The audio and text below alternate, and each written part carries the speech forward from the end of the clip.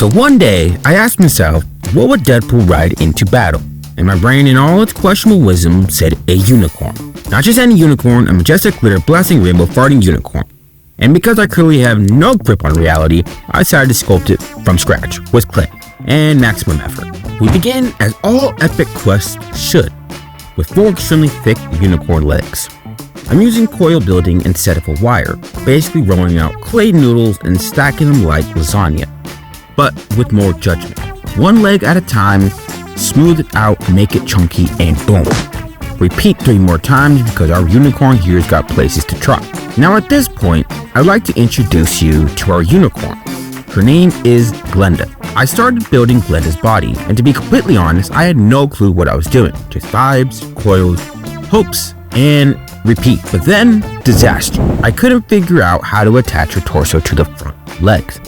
So naturally, I did what any genius would do. I chopped the top off her legs and jammed the torso on like it was meant to be. Except, the legs were too short, and instead of a majestic unicorn, I had built a frog, very muscular frog. So I beefed up Glenda's shoulders like she just hit back day at the gym. Crisis, mostly averted. Next up, the neck. I coiled my way upward and added a strip of clay to the top where her glorious unicorn head would eventually sit. Then I slapped on 2 balls of clay for her cheeks because Glenda deserves volume. I was working on the eyes when it hit me. Glenda needed glasses, not for vision, for style. So I added 2 clay frames around the eyes like she just stepped out of a magical optometrist's office. Gave her some ears, pressed in those nostrils, and at this point, Glenda was giving main character energy. Then came the hair. I slapped a strip of clay down her head and neck and absolutely attacked her with my sculpting tool until it looked like wind-blown unicorn drama. And of course, the horn, because without it, Glenda's just a horse with an identity crisis. With Glenda looking majestic and pretty cool, it was time to sculpt our rider. So originally, I was gonna coil build Deadpool 2, but then I looked at my calendar and realized I'd like to see my family again this year and ripped all that clay right off. Instead, I started with a big old lump of clay for his torso and added 2 smaller chunks for the thighs, the foundation of chaos. But wait, something very important. Glenda is a pooping unicorn. With Glenda doing her business, I got back dead. I shaped and carved his calves, then added tiny clay feet, for balance and attitude. Then I wrapped some clay around the ankles, smoothed it out like butter, and gave the shoes some detail. The other foot, same deal, but with a bonus. Deadpool's adorable baby nut. Because safety is not a priority here. I slapped the legs into a seated pose like he's contemplating the meaning of life. Or just really regretting that last chimichanga. Knee pads, of course. I carved a little square and added some texture and boom, knee fashion achieved. Next up, the torso. I added some clay lumps for the chest. Yes, those are tactical man boobies, and sculpted in some abs, or at least the suggestion of abs. Then I smoothed it all down to give Deadpool the shredded action figure look he absolutely didn't ask for. The shoes needed a bit more flavor, so I added 3 little lines giving him the subtle drip of Buzz Lightyear on a casual Friday. Wrapped a thin strip of clay around his waist for the belt, then made his signature pouches by slamming clay into the table like it owed me money. Added a flap, repeated 3 times, and voila! Utility belt secured. Then I stuck the pouches in their official pouch position. OSHA approved. Off camera, I made Deadpool's gun holster because not everything needs to be public. I grabbed some clay, bulked up his shoulders, carved out the biceps, and added those signature shoulder pads so he looks like he's about to enter the Super Bowl. He needed his armband, so I rolled a tiny clay snake and looped it around his bicep like a stylish crime-fighting scrunchie. Then I carved up a fresh chunk of clay until it looked like a forearm. It took some convincing. Now you might be thinking, where are his hands? And to that I say, mind your business. Hands are the bane of my sculpting existence. Also, they'll be hidden, so technically they exist in spirit. Off camera, I made a shoulder guard and slapped a flat piece of clay across his torso. Now for the head. I sculpted 3 pieces onto a ball of clay, smoothing it into shape like a weird meat snowman.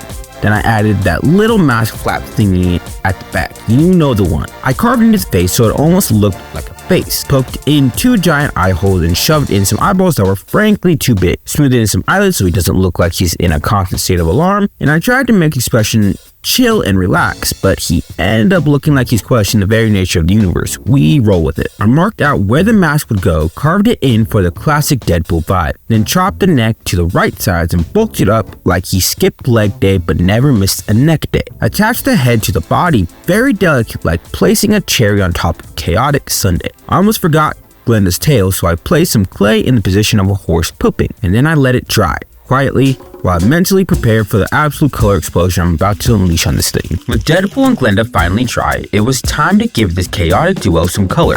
I started with Glenda, pure white like a majestic, slightly judgmental marshmallow.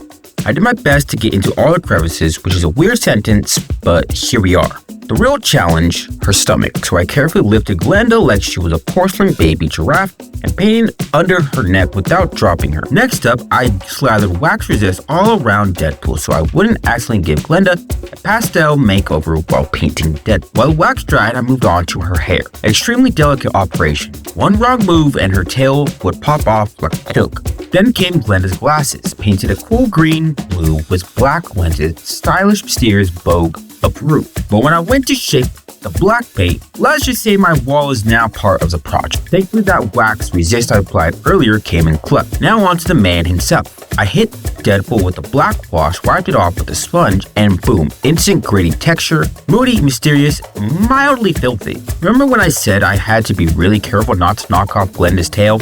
Well, I didn't knock off the tail. I knocked off one of Deadpool's legs. But honestly, it's on brand. He loses limbs like most people lose socks, so I left it in.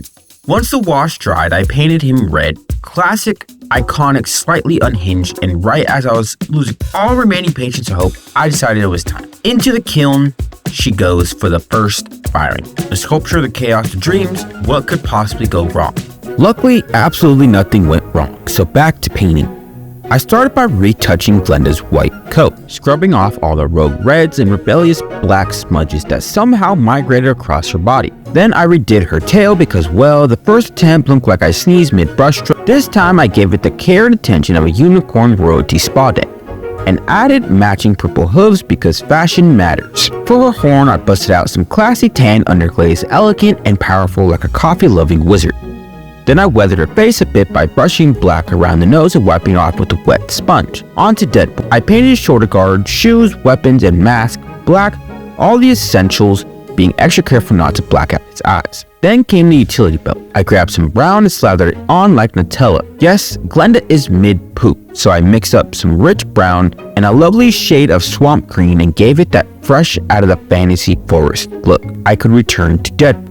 I mixed the purple I used earlier with some red to dry brush over Deadpool's suit. Time for the eyes. I grabbed the tiniest brush I own, held my breath, and very carefully dabbed in some white. Luckily, I made the eyes huge. Finally, I added some skin color around his knees because I knocked that leg off earlier. Into the final firing it goes, but there's one thing I still have to do if this survives.